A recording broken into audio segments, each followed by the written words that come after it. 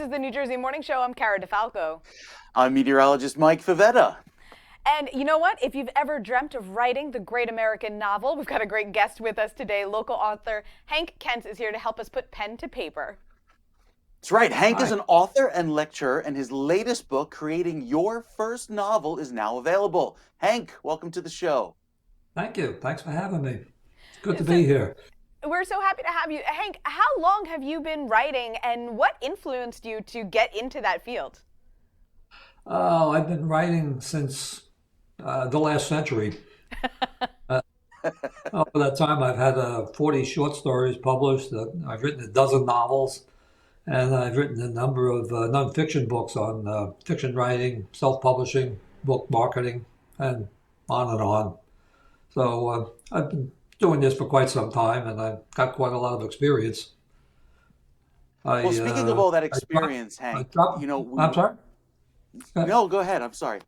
I said I dropped my publisher a while back and went to self-publishing because it was I didn't like the way the publishers operated.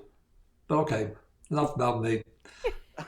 Well, no, Hank, I think that's a great point, is that so many are looking to self-publish these days. And this is kind of the theme of your book, again, called Creating Your First Novel. It lays out the 5 phases of writing a book. Can you give us a sneak peek and tell us what they are? Well, yes, most aspiring novelists when they first begin think only about the book, writing the book. They don't realize that starting a book is really the beginning of a long-term, multi-phase project. And there are actually 5 phases. One is you've got to plan the book, you got to write the book, you got to publish the book, you got to market the book, and surprise, once you publish the book, you own a company. And the purpose of that company is to market and sell the book and deal with all these nasty issues like taxes. Royalty income is taxable. So that's in Hank, summary. I love that. I love that you put in those endpoints because you're right. I think for so many people, they know the story in their head or they know what they want to write Yep. about, but they don't know that. And I truthfully, I don't think we teach this in schools anymore either, where it used to be you had to create your outline of what you were going to write, so you kind of had some basic idea, then you had to write your paper. But like you said, it's that end part of, do we publish, do we self-publish, and then how do we market this book, get it out into the world, and then like the taxes. Do you recommend, you said you just moved to self-publishing, so that's your preference these days? If someone's watching this, they know the story they want to write, they've maybe got the document started in their computer, but what do they do with it after that? What do you recommend? That's a decision that the author has to make. There are a lot of publishing options these days. 20 years ago there was only one. You had to get an agent, and the agent got a publisher, or your book wasn't published. Now you got a lot of options. There's you can still go the traditional way. There's a fairly new uh, version out called hybrid publishing, in which the people can help you publish the book, and you can go to self-publishing. This is a decision that the author has to make, and I go into that in my book. I lay out the options that they have so that they can save time researching all of this stuff. They got a thumbnail of what all the stuff is and how to go about doing it. But self-publishing is always the option, and it's one of the neat things about publishing, self-publishing, is you don't have to write a synopsis to send to people, and you get to be your own boss. No one's telling you what to do. You do it yourself when you want to do it. So I think those are some very big advantages to self-publishing, but it's not for everybody. It's a lot of work. Mm. Yeah, I think you're right, Hank. Being your own boss is certainly a perk to the job. But if you had this great idea, if you say maybe even had an outline, like Cara was mentioning, or a manuscript, what is the first step in addition to buying your book? After you buy your book, what is the first step that you have for these first-time writers to get their book out there? Are we talking about writing the book or publishing the book?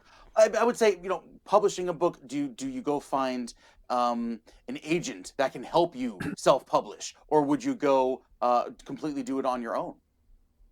Uh, I think you got to do it on your own. Although, if you do go for someone to help you, it's going to be very expensive. I mean, really expensive. Think thousands of dollars. If you go for a hybrid publisher or a vanity press.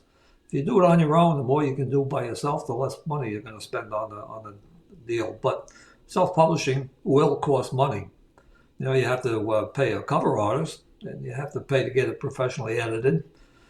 You may have to get other help, in formatting and laying out the book. But if you can do all that stuff yourself, it'll cut down how much it'll cost you. But it will cost to self-publish a book the right way.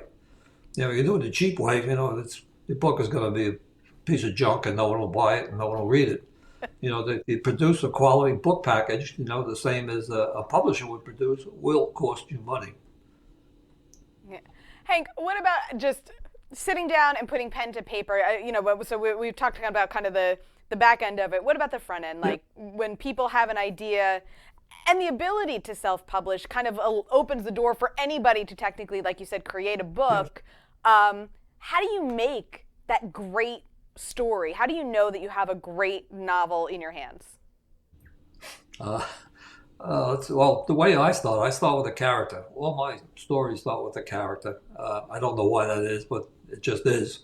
I start with a character, and I think if the character is interesting, and I figure out, give the guy a big problem. I should add, since I write sci-fi and fantasy novels, my character tends to be a little odd, like elves or aliens or something. But I got to give that guy a really big problem. Then I come up with a bad guy. And the next step is find the ending. I mean, what is going to happen in the climactic scene at the end of the story? And once you get that, then you're good to go. Then you just fill in the blanks from the beginning to the climax. Sounds simple. It could take a year or more. You make it sound pretty simple. Protagonist, antagonist, climax, ending, right? How could that be so hard? Piece of cake. Right. Hank, it was great talking to you. Where can we learn more about you and your book? Well, I got a website. It's https://writers arc. That's it. They're right there. writersarc.com is probably the best place. It has links to all my books and various other tidbits of information. Hank Quense, thanks so much for joining us today. We really appreciate your time and your insight. You have a great weekend. Thank you. It's been fun. I enjoyed it. Thank you. Bye now. Bye-bye. I'm really interested in that. I not a novel, but I would certainly love to put a cookbook out. Yeah, absolutely. And I've seen some cookbooks, they even tell stories. They have the behind the scenes or the backstory of how some of the dishes came to be. Always interesting to kind of go behind, the scenes and behind see the scenes on something like that. Very interesting. I'd be interested in getting his book. He's right here in Bergenfield, New Jersey. So another. Oh, wow. Local Jersey guy. All right, guys. Hey, speaking of local and New Jersey, you can watch us on New Jersey anytime on your Roku and Fire TV, and of course on any device at onj.com.